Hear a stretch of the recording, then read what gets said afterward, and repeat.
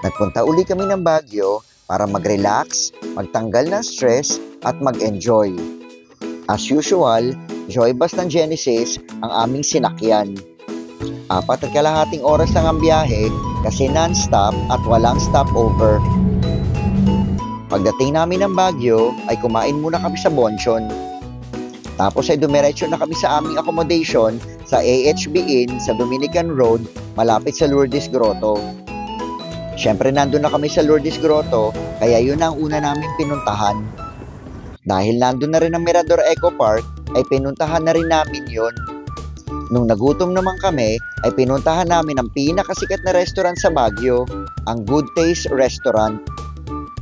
Ang iba pang pinuntahan namin sa Baguio ay ang Igorot Stone Kingdom, Tamawan Village, Camp John Hay, Cemetery of Negativism, Bell House at Secret Garden.